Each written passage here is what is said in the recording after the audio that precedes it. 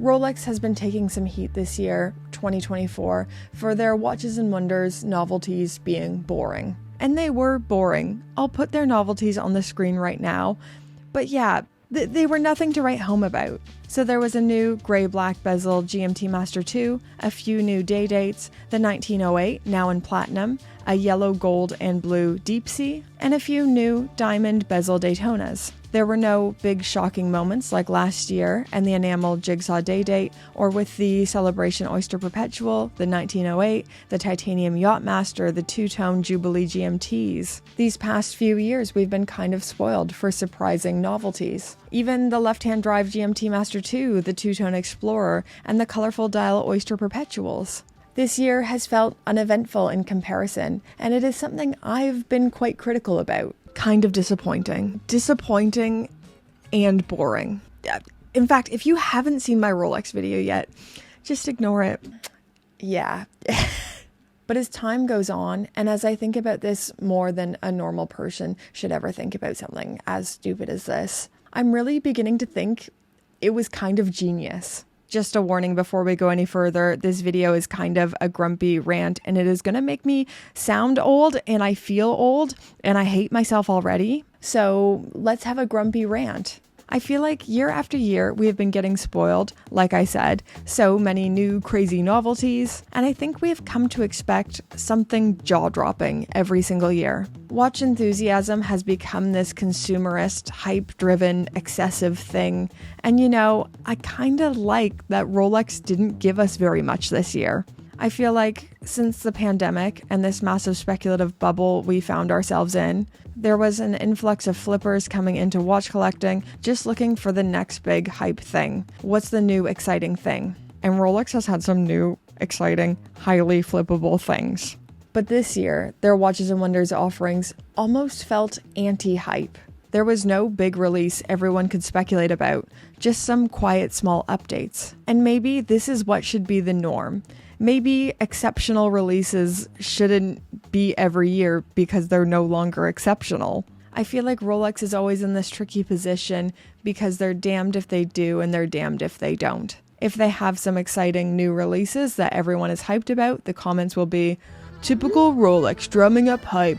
No one is going to be able to get this anyways." But if they take their foot off the gas and have a quiet year, the comments are, "Typical Rolex, doing absolutely nothing but getting all the attention. Rolex never does anything exciting." Then there is no pleasing you. But as time goes on, and as I overthink this a little bit too much, I'm beginning to think maybe this is what novelty season should be like. Every year doesn't have to be your biggest year. Every year doesn't have to be a new watch line, drop the Milgauss, Titanium Yachtmaster, enamel, emoji. Some years can be quiet updates while you wait to drop some straight fire another year. Straight fire. I think I'm too old to say that. Is that even cool to say? Was it ever cool to say?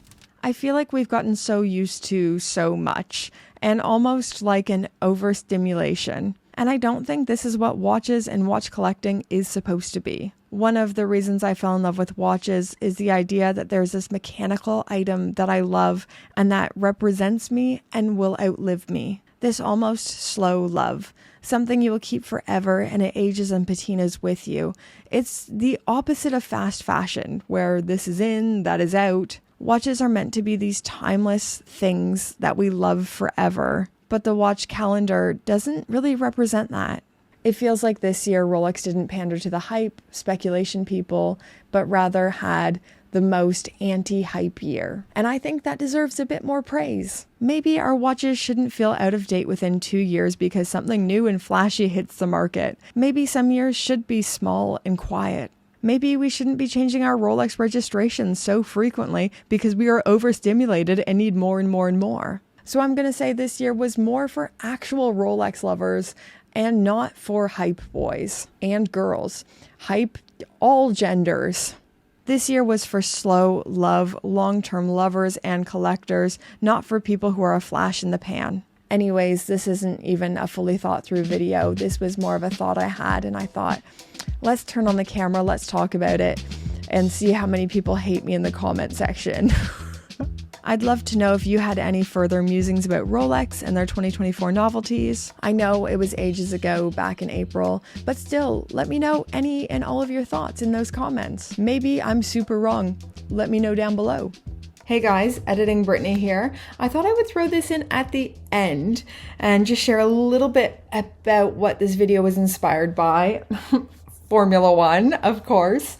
And I was just thinking about how things like Drive to Survive has made a whole new era of people who are into Formula One, but maybe what got them interested is something different.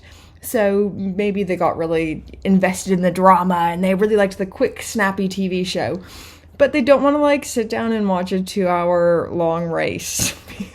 Understandably. But old school proper Formula One fans are so annoyed by this new era of people coming in, and that's also understandable. And now we have so many sprint races to hopefully keep these new people interested. But I felt like there was a lot of meeting places with watches. There's been all these hype, new snappy things, crazy, crazy, crazy. And it feels like it's been to draw in new people or, people who are very into the hype rather than being for long-term lovers, if that makes sense. I don't know. And I wonder how many of us have gotten sucked in. It was almost like the T20 version of watches where it's all and I'm just not sure that was ever the spirit or heart of this thing. I don't know. I think I'm overthinking everything. And I think everyone gets sick of me talking about Formula One. Oh my gosh, it's been a great season. It's been something else. Okay. Brittany, shut up. Thank you for watching. Thank you for your viewership. We're gonna thank the patrons now. Look at these names. Look at them.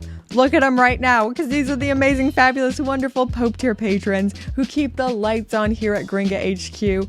All patrons keep the lights on here at Gringa HQ, but a big special shout out to the Pope tier patrons. Thank you all tier patrons. You guys make it so I can do experimental videos like this. And you guys just support me financially, mostly emotionally. I feel like, I don't know how, but it feels like over time, I'm getting worse and worse at this.